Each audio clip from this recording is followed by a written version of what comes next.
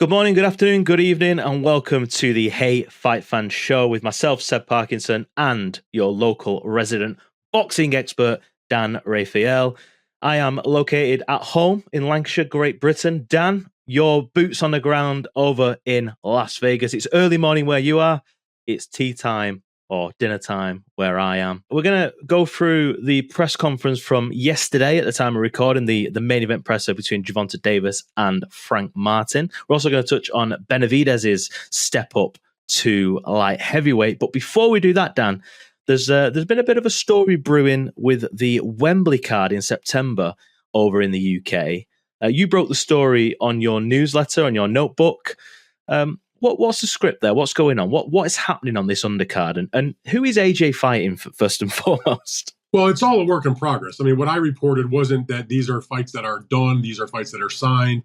It was merely, and this is the way it goes for any big boxing show, the folks that are organizing, the promoters and everybody involved, they have to sort of figure out what they want to do. And obviously, any of these events that have involved the Saudis, they do a phenomenal job of putting on deep cards. I mean, that's one of the things that as a fan, I absolutely appreciate the fact that they give you value for money, because not only do you usually have a big time main event, but you have a lot of other very interesting and competitively matched fights on that card. So in terms of September 21, listen, there is no secret that that's the expectation, that it will be Anthony Joshua in the main event. Anthony himself talked about that he was preparing for that when they interviewed him on the broadcast when Tyson Fury had the fight with Oleksandr Gvozdyk. So yeah, of course, AJ, that's the date that he's going to be. And if you're going to do an event in Wembley Stadium in September, who else could possibly headline at Wembley Stadium other than Joshua or Fury? And obviously it's not going to be Fury at that time frame. So anyway, yeah, the whole perspective going into the fight card that took place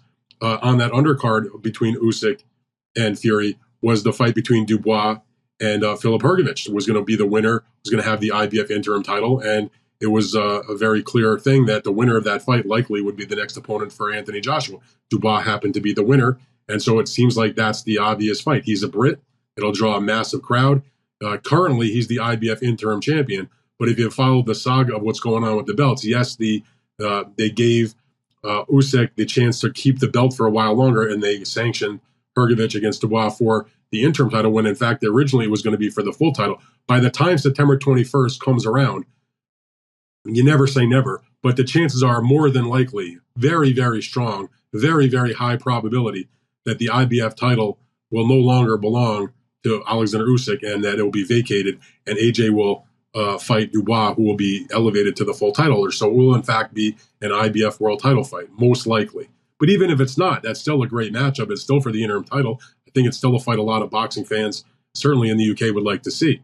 And in terms of the rest of the card, some of the names that I wrote about are not really a shock or a surprise, because these are fighters that have been associated with these previous Saudi cards. Jai Opetaia, the cruiserweight champion, who looked good. You know, he's been on a couple of these shows. Hamza Shiraz, who won a very impressive victory against Amo Williams, also on the recent card. And he's a UK fighter. Also, it makes a lot of sense. Now, there were rumors that maybe it would be Chris Eubank. My understanding, and maybe something will change between now and September, is that Eubank, or at least his team, was offered the fight, and at the moment it was turned down. We'll see if they can bring that back, because obviously that would be, a pretty big time fight for that show. So they're putting together, and they will put together, whether these guys wind up that we're talking about or others, but just from the past fights that they've done with these Riyadh season cards, they put on tremendous undercards, and I expect this one to be on the same level that we've seen for these other events. Well, we're now just going to quickly hear from the co-manager of Zhilei Zhang, who was asked whether Zhilei Zhang could be Anthony Joshua's next opponent. One of the key questions I've got for you, Tommy, is what's next for Zhilei Zhang? Could we, for example, we know that AJ is going to be September. It's probably going to be Wembley Stadium. We know that we're hearing that Daniel Dubois is probably the favourite for that, particularly if the IBF belt is freed up and it's on the line. But is there a chance, and is there any discussions between your side and Eddie Hearn at Matchroom regards an AJ fight? Well, there's always a chance. Any discussions have been pretty surface, pretty preliminary.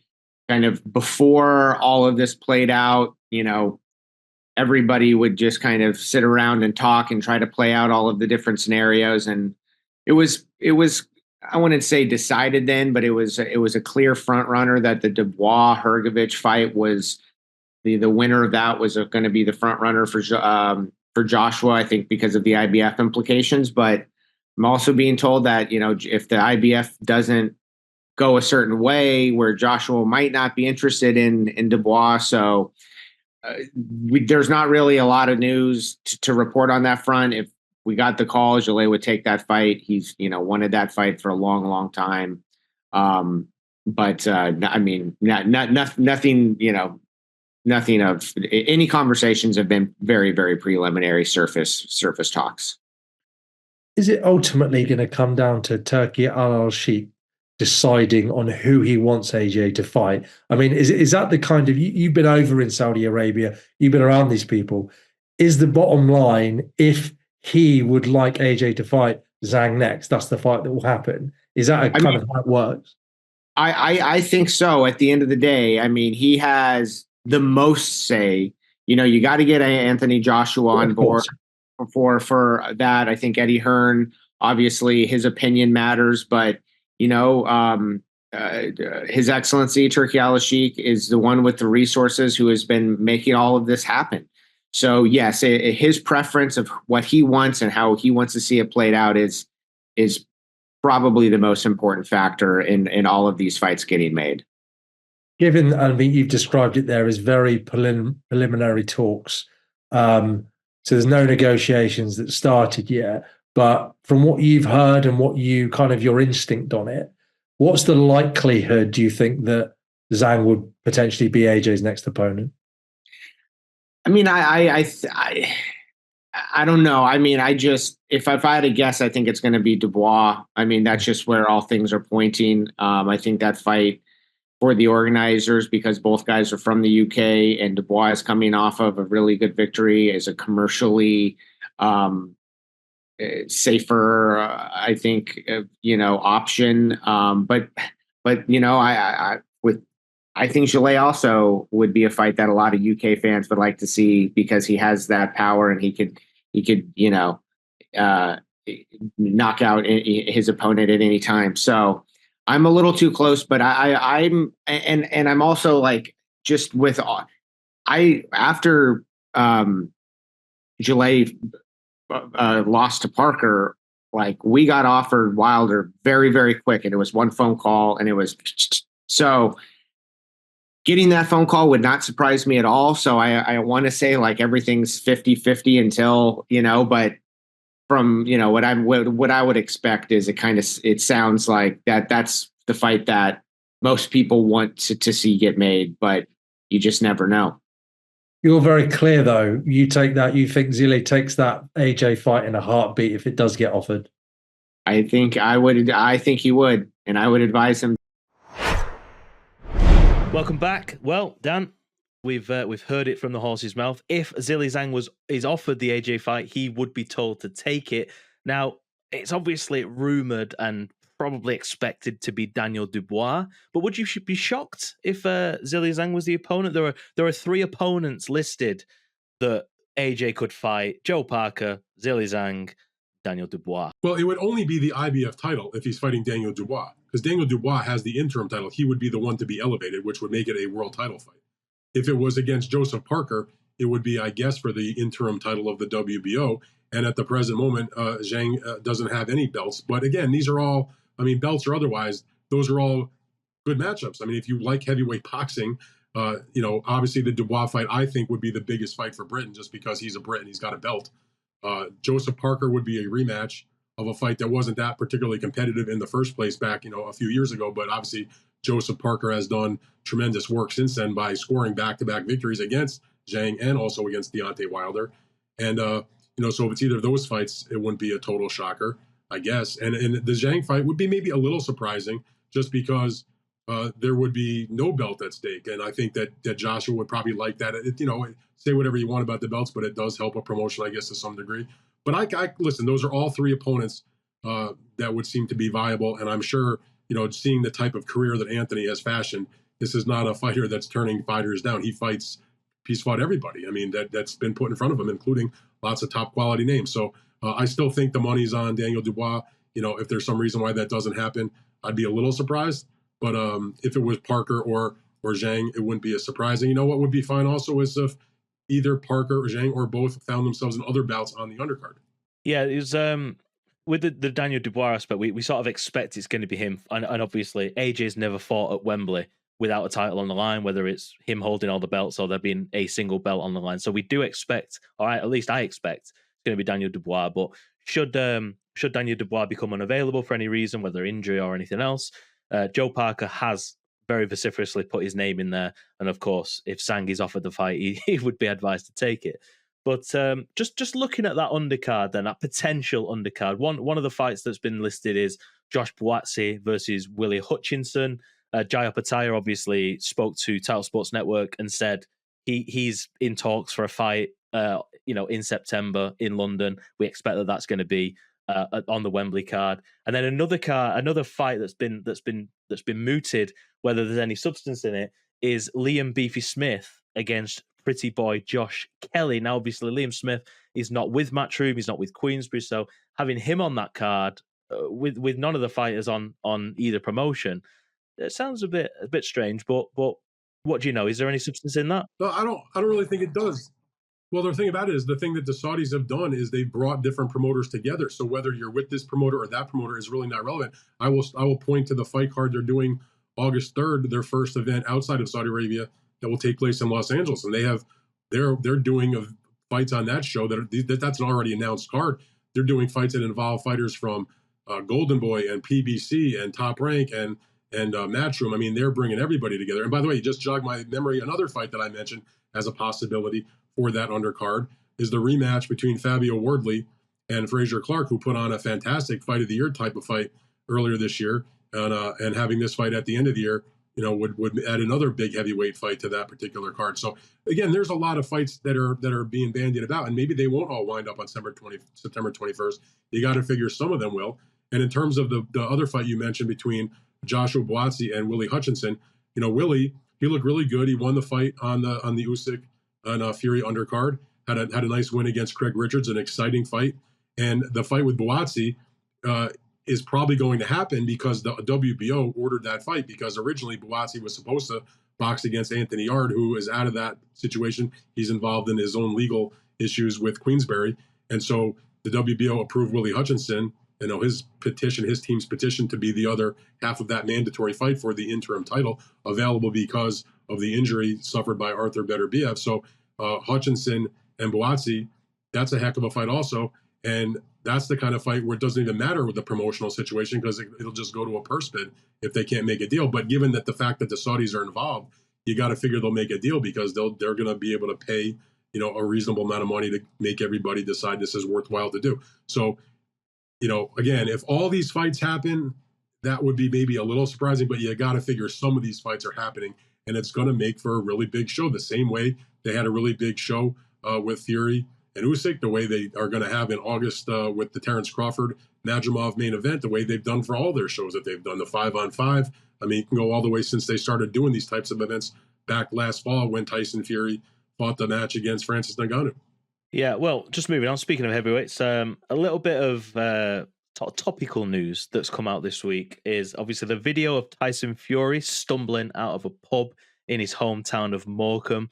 I just really want to pick your brain on thoughts on this. I mean, for me, the guy is just come off the biggest fight of his career. He's made loads of money. He's now got a massive break before he fights again. Like, I don't see an issue, and it really annoys me when people take these video clips and circulate them to make these people look bad. Like, fair play to Fury. He's gone out. He's had a good night on the town. He's had a few too many, and he's fell over and he's been escorted out. I mean, what's your view in it from a sort of the boxing perspective? Yeah, I mean, I guess there's a couple ways to look at it. One, the person that took the video didn't do anything to Tyson Fury. First of all, that's very clear. Tyson Fury did it to himself. I mean, he's an adult. He's entitled to, he wants to go out and have a few too many, that's on him. I would say, as long as he's not getting behind the wheel of a car and driving like that. So if he wants to go get smashed at a pub and do his thing, but if you are going to walk outside and you're going to fall down on your face and you're world famous person, that unfortunately goes with the territory. So the fact that somebody was there that took a video of it and circulated it, to me, that's part of the contract you make with yourself if you're going to be a public person.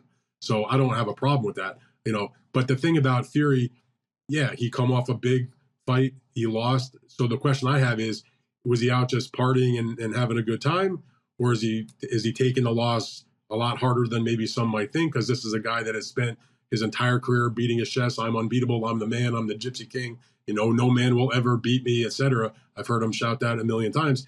And then he loses to a guy that he spent all those months belittling as being a little guy and being a middleweight, etc. So it's got to be at least a little bit of a humbling experience. It doesn't negate what he's done. It doesn't negate the fact that he's been a great fighter. But, in the immediate aftermath, you got to figure, he's not feeling so great about that. So there's that aspect of it. And there's also the aspect that, different from maybe some other people that go through that situation, that may go out and get hammered and fall down walking out of the pub, that Tyson Fury has a history of substance abuse.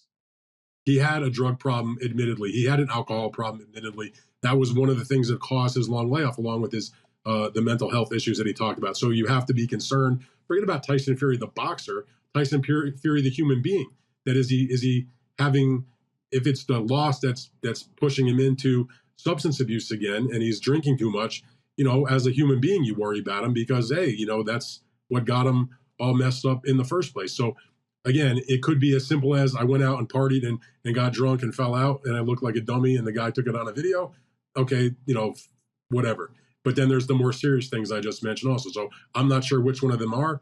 Hopefully it's just a matter of, I had a few too many and I fell out and somebody took a video, as opposed to I'm either reverting back to my old ways and I'm falling down that substance abuse rabbit hole again. And, you're trying to fight your way out of it. I hope he's okay. Yeah, well, an update on that is that he has posted a video on his socials, I believe today at the time of recording, where he's in the gym and he's talking about, he basically says in the video, I'm going into a fight for the very first time on the back of a loss. So that's giving him the added motivation to basically train harder to for December 21st, I think it is, to go out there and reclaim what he believes is rightfully his in the belts, albeit probably without the IBF. I saw that video, and maybe he's also making the video to do like a little bit of, trying to walk it back a little bit, kind of smooth over what happened with the other video. But, he looked good in that video. He seemed fine, but, good luck to him. I hope we get, we'll see the fight in December, and if he can get the title back, good for him. And if he can't, then, we may see him falling out of a pub a little bit after that fight also. Yeah, I actually thought that when I saw the video. I thought, is it coincidence that he's put this video out now that video's surfaced, or has he just decided that now's the time to post on social after? Because I don't think he manages his socials anymore because it's too much of a distraction. But obviously, he does get people to record those videos that he puts out. So to me, that struck me as a PR cleanup, is what that was. Yeah, I thought the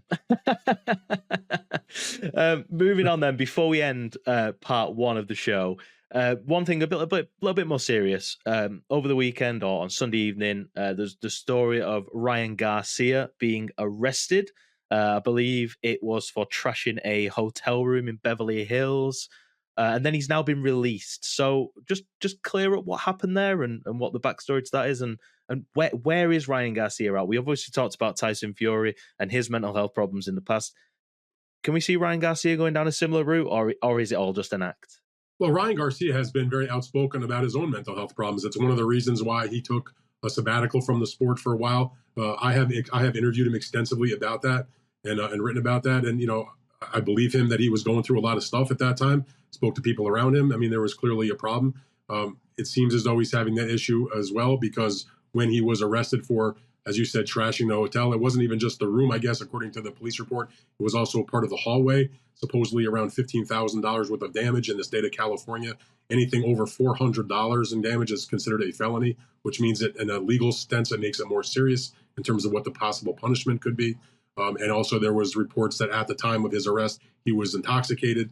And we all know that Ryan likes to drink. He didn't make any bones about that when he spoke about the build-up to the Devin Haney fight, talking about afterwards how he was partying and drinking through fight week. If you remember at the ceremonial weigh-in the day before the fight with Devin Haney, he stood on the scale and guzzled a bottle of beer. So he's got a lot of issues that he's dealing with. Number one, he's got this arrest. He claims that he was sent for, I guess, a mental evaluation, and claimed he was being held against his will, although obviously they have the right to do that for a certain period of time. He's put things on social media that he's dealing with the fact that his mother apparently has been diagnosed with some form of cancer, which apparently is weighing on him, understandably. And he's also still got the issue dating from the Devin Haney fight, where he's going to face a hearing at some point in the coming months because he did fail 2 drug tests for that fight, which means that most likely he's looking at a suspension. He's looking at the result of the fight being changed to either a no contest, even potentially a disqualification loss. So there's a lot of drama around Ryan Garcia every which way, and it has manifested itself now in an arrest. I mean, all the other stuff was sort of detrimental to himself in terms of his physical health, in terms of drinking and the potential of the PED usage and all that. But now he's getting to the realm of more serious, because now he's looking at getting involved with legal issues, which could, potentially jam him up in even a worse way than a boxing suspension or something like that. He's kind of out of control. He's kind of spiraling away, and it's sad to see, because he's a young man. I've always said he's a nice guy. He's got a good heart, I believe, but he's got problems, and he needs to address them, because right now all of Ryan Garcia's issues are just as out there in the public as you could possibly imagine. It's just I can't imagine that's good for him or his family. Yeah, it's sad to see, but we just really hope he gets the help he needs and really can get back in the right spot, because he is an incredible fighter, and he is the last guy that Tank Davis, who we're about to talk about in part 2, was in the ring against, last year. So, we wish him luck. We hope it's all good. But yeah, we'll be back in a second for part 2. Don't go anywhere. Welcome back to part 2 of the Hey Fight Fans show. It's fight week, Dan. It's Tank Davis versus Frank Martin and Gvozdyk. Benavidez versus Gvozdyk. Fight week. As I said just before the break, Gervonta Davis is coming into this fight for the first time in what feels like, in fact, just over a year, when he fought Ryan Garcia. Obviously, during that time, he's done his prison sentence. And we had the press conference yesterday. And it all started very mellow. I think we saw the reappearance of Errol Spence Jr. and Derek James appearing in the same place for the first time since their fallout and their lawsuit, which we'll come on to. But it all started very, very nice, very casual, very mellow. And then you just saw Tank sort of behind the presenter giving a bit to Frank Martin. You were there. You were inside the MGM Grand as the press conference took place, Dan. Just give us a flavor of what went on. It was not a very good press conference, in my opinion. I mean, there are maybe a certain group of folks that like to see the fighters chatter back and forth, but it wasn't even really like, I'm all for like inventive trash talk. That's cool. It makes it fun, and it makes it interesting. But when all they're doing is yelling back and forth at each other and calling each other names and saying the same thing over and over again, it just, it devolves into just a pointless affair. You don't get anything. I don't think it necessarily makes for a good video for YouTube. It does certainly for the person like myself that may also use the comments to write a story. It's not helpful from that respect. So I'm not really sure what that accomplished. But there's I think definitely though that both Frank and Gervonta Davis, I think they're very confident, both of them. So I think they both really believe they can win. And the one thing I took away from it, having seen a lot of Frank's Gervonta Davis's opponents, not really seem all that confident. Like, they may say the right words, but you can kind of maybe tell by the body language and things that, like, they don't really think that they can win the fight. My impression from Frank Martin is that he feels like he really can win the fight, that maybe he won't, but that he goes in this with like legitimate confidence. You mentioned about Errol Spence, who also obviously talked up Frank at the press conference. That's his promoter. And so because he's also trained by Derek James, that put the two of those guys in the same spot, like just one chair in between them. They're obviously not speaking to one another at this point because of the lawsuit that's going on, because Derek James claims that Errol shorted him on money that he was deserving from all the years and all the fights that he had trained him for. That'll play out, in the legal matter, but they were able to at least be united from the standpoint that they're both there to support Frank Martin. So the press conference, from that standpoint, that part was interesting in terms of observing the way that Frank went about it. He seems very cool, very calm, very poised and collected. Gervonta, I think, was trying to get under his skin a little bit, and they both have a lot of confidence, so they were no problem going back and forth at each other. How that plays out in the ring on Saturday, I guess we'll find out. Just interesting seeing Tank, the way he presents himself. He looks so cool, so calm, so collected, but it looks like he's got a real bite to him. Now, he's holding the WBA lightweight championship. A friend of mine, Anthony Crolla, is a former holder of that belt. So it holds a bit of prestige to me. I saw Anthony Crolla win that belt in Manchester. So it's nice to see that belt on the line. I have a bit of interest in the belt as such, as that division and that title. Just looking at what was said in that press conference, Gervonta was saying that Frank Martin is scared when he took to the podium. He said, "You look like you were scared." And Frank Martin came back to him and said, "Oh yeah, I was scared," sarcastically. Just like, how do you see this fight playing out? You're saying that Frank Martin looks like he's got the confidence that could beat him. Obviously, Gervonta's not had a fight in a year, so he may have a bit of ring rust, as the cliche goes. How do you see this one going? Well, number one, I don't think either one of these guys are scared. I mean, 99% of the fighters are, even if they're not the most confident, like just mentioned about some of the opponents that tank, and I've seen others where they don't look so much confident, but they're not scared to get into the ring and fight the guy. That's their job. It's the kind of thing they've been doing for the most of these guys since they're kids, through amateur ranks, etc. So they're not scared. So when fighters say that about other fighters, if he was scared, he wouldn't have signed for the fight in the first place. That's how I look at it. But in terms of how it plays out, I mean, the thing about it is, Tank Davis doesn't throw a lot of punches, but he makes them count. Because if you look at his statistical breakdown, he's among the least active in the ring when the bell goes, but he's among the highest in terms of the percentage of the punches he lands. So he really knows how to pick the right punches and really do the damage. Because if you take a look at the record, he's knocked out virtually every opponent he's ever faced. Only a couple of guys have gone the distance with him. So he makes the punches count. So the thing for Frank Martin is, number one, you have to make sure you don't get hit with one of those humongous punches, as he's destroyed guys when he does land the shot. But you can't just play defense. You have to actually win rounds. So how do you do that? You're going to have to box him, because when you match up a Tank Davis against a Frank Martin, clearly it's Tank Davis, who's a good boxer also. He's kind of underrated, in my opinion, in his boxing skills, but he's clearly the puncher. That's not the game that Frank Martin holds. So if he's going to win the fight, he's probably going to have to try to outbox Tank Davis, which is really difficult. He can't outpunch him, I don't think. I guess maybe he'll try to prove us wrong. So he's got a lot that he's going to have to deal with. But the good thing for Frank Martin, if you're a supporter of Frank or you're Frank himself, is that you're not going to see a ton of incoming.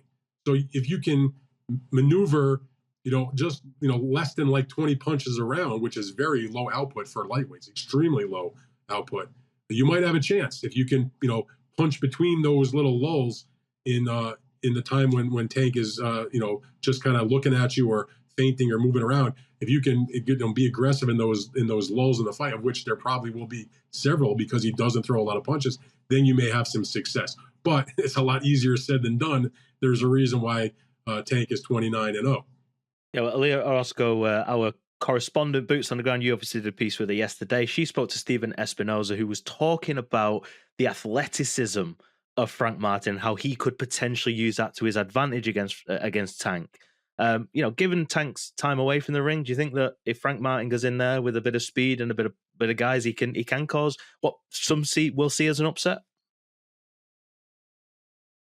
I mean, yeah, of course. I mean, anytime you have an undefeated fighter who has been looking good in recent fights, who's got the kind of amateur pedigree that Frank Martin has, that has a good corner like Frank Martin has. I mean, yeah, you can never know, and we don't. Maybe everybody has an off night once in a while.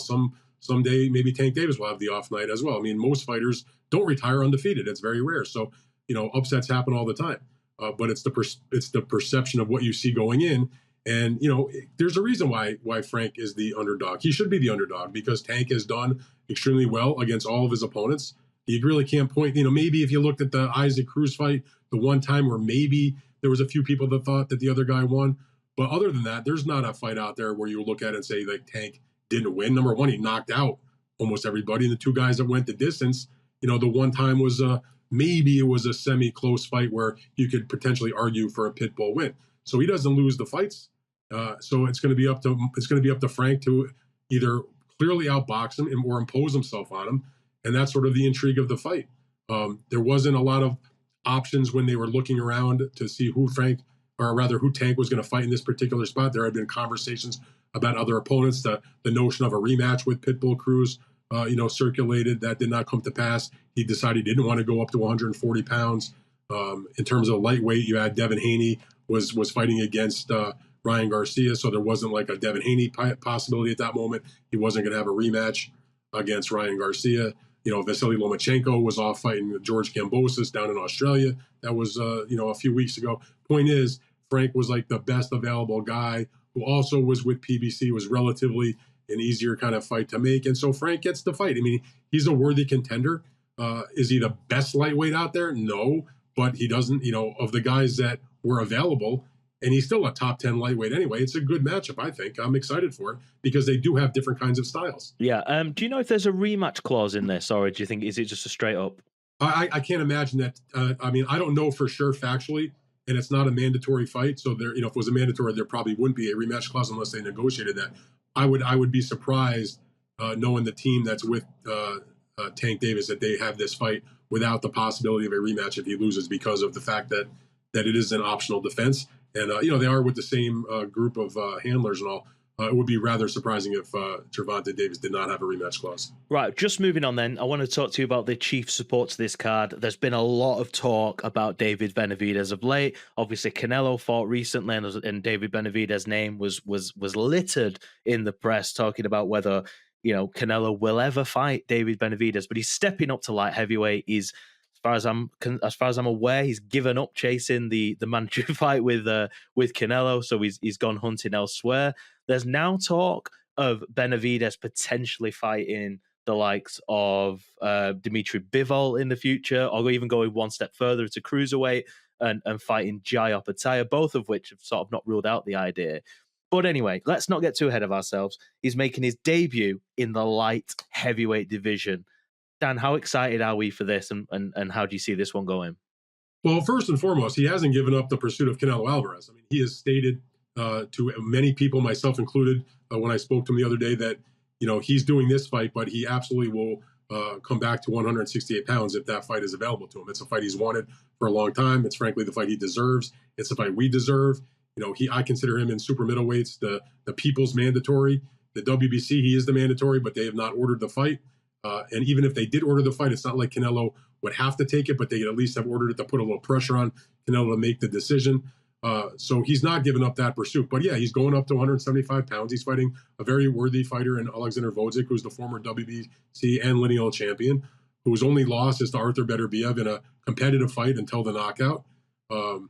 And then he retired for 3.5 years, but he has won 3 fights since coming back. One was a very, very soft touch, sort of like get back in the groove. And then the other 2 fights were against more reputable opponents where he looked pretty good and did the job. And so he's taken on David Benavidez. They're going to fight for the interim title. And, I think that down the road, David will probably someday be a cruiserweight. But that's a little bit, like you said, let's not get too far ahead of ourselves. He'll never fight Opetaia. I just don't see that, because by that time, Opetaia will be long into the heavyweight division. But it's for a guy making the move up, this is a reasonable fight. It's a good fight. It's an interesting fight to me. Gvozdyk, you can't sleep on the guy. I mean, the guy was a bona fide world champion. The guy ended the career of Adonis Stevenson. He gave Beterbiev one of the toughest fights of his career. He's an Olympic, he's an Olympian, part of that great Ukrainian team that also produced Oleksandr Usyk and also produced Vasily Lomachenko. I mean, he's good friends with both of those guys. So this is a real stud in terms of his accomplishments. The big difference to me is he is 10 years older, and David at 27 years old is basically in his physical prime, maybe not even in his boxing prime, has tremendous power, no problem brawling with a guy, good chin, good stamina. It's a hard nut to crack. I'll put it to you like that. And Gvozdyk's going to be in, I think, he's going to have to figure out a way to blunt that force that David Benavidez comes at his opponents with. That's a very, very tough thing to do. Nobody has even come close to doing that so far. David has won. Not only is he undefeated, but there's not a single fight you can look at on his record to say that he didn't deserve, or it was a controversy, or was a super close call. I mean, he's either knocked you out or won, very convincingly. So even just take a look at we'll just do a brief, last couple of fights. On the one hand, last year, he fights Caleb Plant, really good fight, close the first half, and then he beat Caleb Plant down over the last several rounds of that fight and won absolutely handily in terms of the scores. And then and that was a very reputable opponent. Then the next fight, he fights Demetrius Andrade, an undefeated 2-division world champion, Olympian, former world amateur champion, one of the best in the business, and he just walked right through him and just destroyed him in 6 rounds. So I'm not sure which it's going to be. Gvozdyk, is he going to go the 12-round distance and maybe take a bit of a beatdown? Or is he going to go in there and get his, rear end kick? We'll see. I mean, one thing about Gvozdyk, though, huge, high, boxing IQ, very, very intelligent fighter.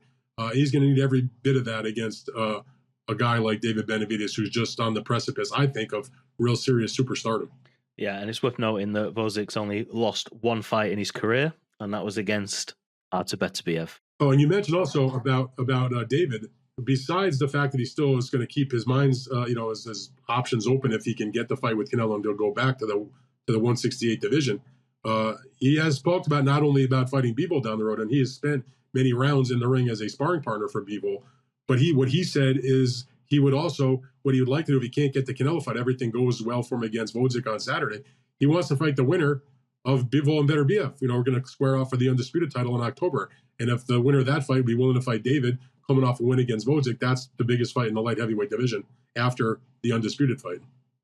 Yeah, well, where can we go from there? I mean, that would be incredible. I mean, I always wonder what's happening with Callum Smith. Could he be a potential opponent for Benavidez down the line? He's just got married, so he's been out of the ring for a little while. He's not the most active of boxers. He obviously went in there with Beterbiev and got beat. But what do you reckon to that?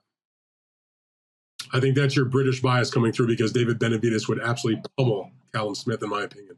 Oh, well, that's something I'm not going to contest with, Dan.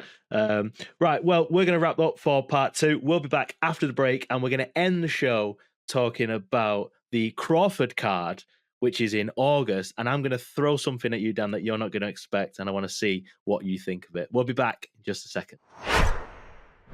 Welcome back to part 3 of the Hey Fight Fan Show with me, Seb Parkinson, and Dan Rafael.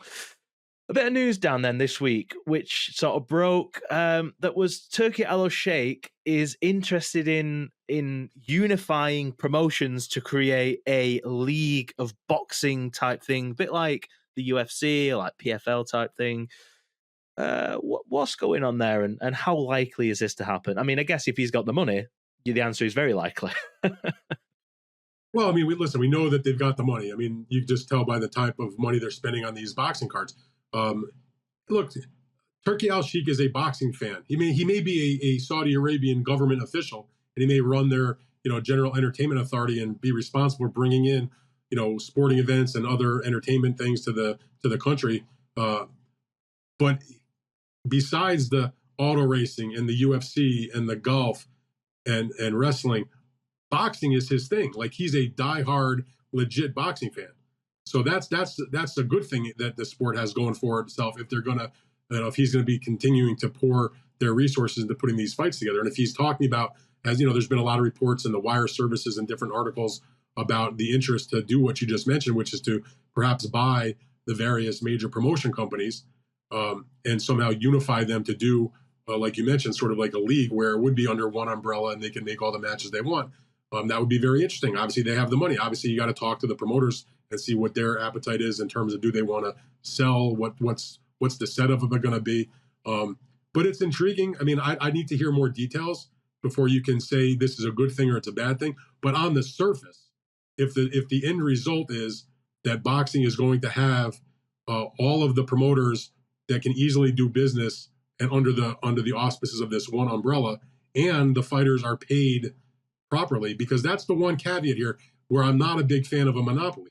And I'll use the UFC as an example. And I don't have nothing against the UFC, but all you have to do is read or pay attention to what's going on there. The big battle that is constant is the way that the fighters are paid. Why do you think all the biggest UFC stars want to box?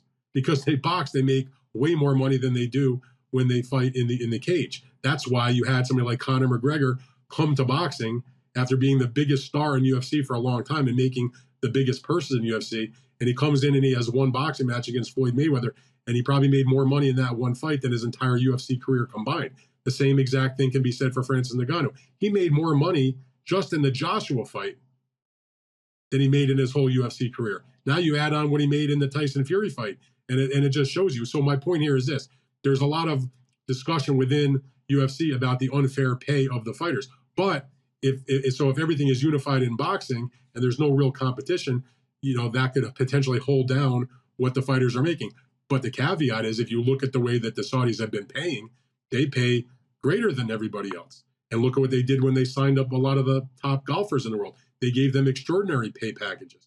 So if the end result can be that we get those fights that we all want to see because there's no problem putting them together, and the fighters are paid the kind of money that they deserve, then I would say it's a good thing. But again, I need to see real specific details.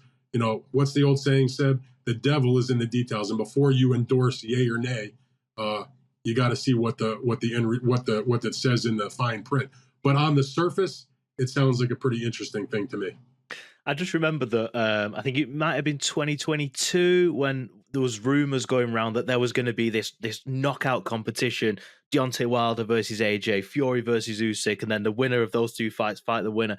And at the time, it was like, that's never going to happen. I mean, they're not going to agree to that. And then all of a sudden, out of nowhere, Saudi Arabia comes along and says, we're going to do it. Next minute, Matchroom and Queensberry are best friends after years of feuding. So if anybody is going to make this fight league happen, it's going to be Turki Alalshikh and the Saudis. So I'm skeptical, but I'm equally excited. And like you say, the devil is in the detail. I'd love to see it happen. And like I say, if anyone's going to do it, it's going to be them. And we'll see how it plays out. And the only downside to it is all the camaraderie that we get to report on, or the promoters like Leonard Ellaby and Eddie Hearn facing off.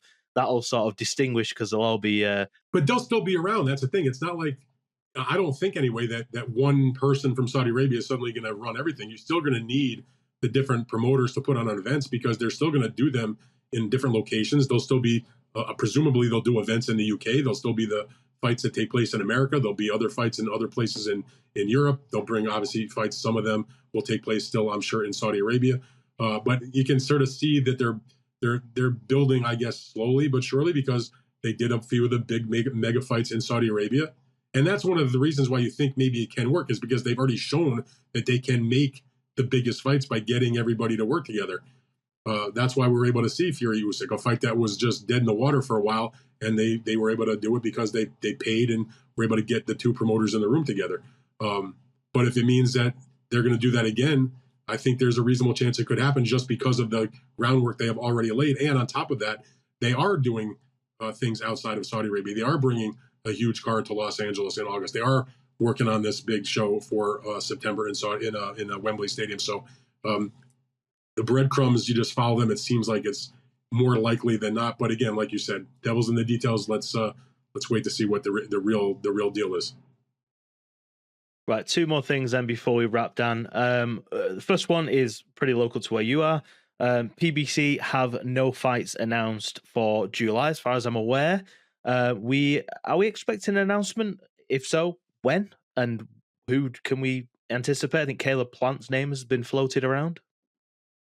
So that's a good question. That's the $1 million question, maybe the $10 million question, however you want to look at it, is that what is the status of PBC? Because like you said, there are no fights officially on their calendar post Saturday's Tank Davis and Frank Martin event.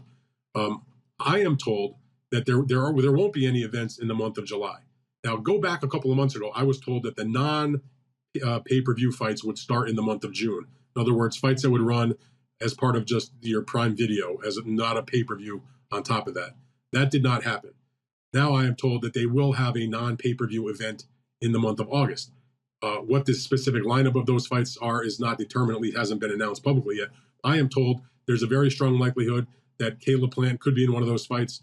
I'm also told there's a good possibility that the WBA middleweight title holder, Arislani Lara, could be in one of those events. It could be, Plant and some other fights, potentially a doubleheader involving both those guys. They're not going to be fighting each other, and then they'll go from there. And they also obviously have other pay-per-view events that are being kicked around to see what can be done. One of them is the possibility of Errol Spence against Sebastian Fundora. That's been a fight that's been discussed.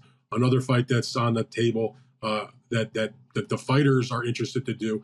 Just a matter of how are we going to finance this? What are the guarantees? What are the parameters? Is a Manny Pacquiao return to fight Mario Barrios, who has the interim title of the WBC in the welterweight division? That's another one of those possible fights. So they're making plans, but nothing has been official yet. And that's kind of concerning because there was a period of time, I was thinking about this, we can go back to the advent of PBC back in 2015, and Al Heyman had bought time on a whole variety of television networks.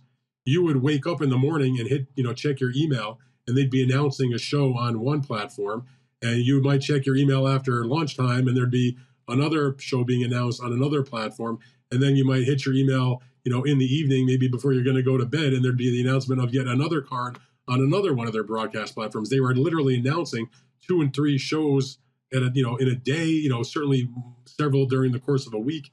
Now, in the calendar year of 2024, there's been very, very little. We had one fight in March, the pay-per-view with Fundora and Tim Tszyu. We had the fight. Obviously, we had the fight this coming weekend, and we had only the one other fight, which was the Canelo-Alvarez fight against Munguia that took place in May. So that's not a lot of activity from an entity that has putting on a lot of shows over the years. Now, the quality of the shows they have put on so far this year has been top notch, but the quantity has been very, very little, unfortunately. Well, from one inactive promotion to a very active promotion, Riyadh Season's first card in LA will take place on August the 3rd. Terence Crawford versus Israel Madrimov. Dan, the card has been confirmed. It's a stacked card. Just very briefly, let's just run through that card and just give the fans a flavour of what to expect from what is a very stacked card before any potential other fights are added to it. I mean, do you expect any more to be added to it? Yeah, I mean, look, the card has been announced. They just they announced the card a little while ago, but there was always the good possibility that was going back a few weeks ago that Jared Anderson the American heavyweight contender, would fight Deontay Wilder. Had Wilder won the fight that he just had on the 5-on-5, obviously Deontay got knocked out by Zhilei Zhang, so that fight's not happening. So what they've done is they've now kept Jared Anderson on the card. He'll now fight Martin Bacall. So that's actually, he may not be as big of a name as Deontay Wilder, but for my money, it may be a more competitive, more interesting fight. So that's one card. And then in terms of something else that may be added, remember originally it was supposed to be Tim Tszyu coming back from the Fundora fight on that show to fight Virgil Ortiz, which was a fantastic matchup. Unfortunately, because of the injury, the bad cut that Tim suffered on his scalp in the fight, it hadn't been healed enough, and the doctor ruled him out, said you got to be off a little bit longer. So nothing is done yet, but there's the very good possibility that Virgil Ortiz will remain on the card. It's just a matter of which opponent. There's been some conversation. Maybe he'll fight Sergey Boacek, who won in an exciting fight on the undercard of Fundora and Tszyu. There's been a few other names that have been thrown out. I've heard like Erickson Lubin and a few other guys, but nothing that has been settled. So that could be another fight added. But even without Virgil Ortiz, it's still, like you said, a very stacked card. So Pitbull Cruz against Jose Valenzuela in a junior welterweight title fight is a very good matchup, an exciting fight, kind of shapes up as a brawl. You got the heavyweights, Andy Ruiz, the former heavyweight champion, coming back against Jarrell Miller. The storyline there, obviously, for them is I know Jarrell's coming off the loss in Saudi Arabia, but these are the two guys that are linked because if you remember back in the day when Anthony Joshua was supposed to defend the heavyweight titles in New York City against Jarrell Miller, it was Jarrell Miller who failed the multiple drug tests and got bounced out of the fight, and it was Andy Ruiz who came in on short notice and took the place of Jarrell Miller and ended up beating Anthony Joshua for the title. So these guys are linked in that respect. So that's a little bit of an interesting sort of background for that matchup. David Morrell, one of the best super middleweights in the world, who has not gotten a big-time fight. He's going to move up to the light heavyweight division, kind of similar to what David Benavidez is doing, who was not able to get a fight with Canelo. He's going to move up and fight Hot Rod Kalijic for the WBA's regular title in that weight class. And then Andy Cruz, who was the spectacular prospect from Cuba, Olympic gold medal winner with Matchroom Boxing. He's only going to be in, I think, his 4th professional fight, but he's taken a very big step up in terms of the professional types of opponents against Antonio Moran, who's a good, solid journeyman. But if you can't beat that guy, you're probably not going anywhere. But he's still a reputable opponent, particularly for a man, and it's only his 4th professional fight. So it's a freaking loaded card, Seb. What can I say? I'm excited. I'm going out there for that fight. Can't wait. I think I might be joining you, Dan. We'll be doing some videos, I guess. Yeah, right? Hopefully. Just to finish on them, we finished on PBC, we finished on the Riyadh card with Terence Crawford. There's only one man whose name can come to mind when we talk about PBC and Terence Crawford, and that is Canelo Alvarez. Turki Alalshikh, we believe, is trying to make the fight between Canelo and Crawford. Obviously, it depends on whether Crawford wins, I guess. But do you think that Canelo will fight Crawford next, pending a win? I don't think he's fighting him next. That's my feeling about that. Now, is the fight possible beyond that? Yeah, I guess so. Now Crawford wants to fight. I mean, there's no doubt about that. Obviously, he sees huge amounts of money in that fight, and I think he believes, because of how superior of a fighter he has been for so long, that he feels he can win the fight, even though we'd be having to go up, 2 more weight classes to get there. He's first coming up to 154 for this fight in August. That would require him to now go to 168, skip over middleweight, go up another division. I mean, weight classes were created for a reason. But Canelo Alvarez has been really reticent about it. He's not shown any interest in fighting Crawford. He's heard the rumors and the conversation, and he's been asked about it. And I think that Canelo, I mean, obviously, other than financially, he doesn't really see what it can do for him. If he wins, you just, you beat a guy that's that much smaller. He didn't get any credit, say, for beating Jermell Charlo, who already was a 154-pounder that jumped up to 2 weight classes. He didn't really get a lot of credit for that victory. And if you lose to Terence Crawford, for a guy that's coming up 2 weight classes, you're going to get ripped by everybody. So again, I don't think he sees like a real benefit for his career other than a lot of money. Canelo has made a lot of money. So that's probably what it comes down to. Now, the one scenario that I have put out there, and I'm saying this not because I have any inside information specifically, but a way that maybe it could happen. So don't take my words out of context. He has a mandatory fight that's due against the unknown, unloved, completely obscure fight that nobody wants to see, that won't do any business, against William Skull. That's the IBF mandatory. The purse bid has been delayed twice. They just delayed it the other day for a second time. It's supposed to happen next week. I have no idea who in the world would bid on that fight, unless somebody just wants to lose money on it. But the one way I could see that happening, this is my theory, again, I will say it again, I have no inside information. It's just reading the tea leaves and having a lot of background and knowledge of having covered boxing for a long time. If Turki Alalshikh really wants to get the fight between Crawford and Canelo done, what could happen? Who's the one person that would be willing to bankroll a guaranteed fight in terms of not making a lot of money or not doing a big audience? Maybe he puts the resources behind that fight to allow Canelo, who I think wants to keep the belts intact, pay for that fight as part of a 2-fight deal. You fight Skull, you can keep your titles intact. And after that, if you win, and if Terence wins on August 3rd, you're both going to be fighting with a month or 2 of each other. Figure Canelo fights, in September around the Mexican Independence Day weekend. It'll have been Crawford fighting about 6 weeks earlier. If you guys both do your business, we got the mega fight that I want between you and Crawford come the early part of next year in the Bonanza fight, which he had said he would do in the United States. That's, again, my theory. I'm not saying it's going to happen, but that's the one possible way that Canelo could keep all the belts intact and fight Skull, unless he's successful in making some kind of step-aside deal with him, which is also another possibility. But I think if the fight actually happens, Turki Alalshikh's the one to bankroll it, but it comes with the caveat, you're going to fight Crawford after that. What do you think? I think that's incredible. You like my theory? I would back that theory to the hill. And like you say, if there's anybody in the world that can lose money to make money, it's the Saudis, it's Turki Alalshikh. And I think that he might do that. You might get a phone call when he watches this and say, Dan, I'm going to give you some royalties on that. Anyway, Dan, thank you so very much for joining me. You've got about half an hour before you've got to head down to the undercard press conference before David Benavidez takes to the stage. We've got our reporter, Aaliyah Orozco, who's in the building. She's going to be doing some interviews. So if you do want to check out any of those interviews, go down to Title Sports Network and check out all of her interviews. But I'm going to leave you with a clip from a recent interview from our reporter, Joe Lee, who spoke to Chris Cyborg about a potential matchup.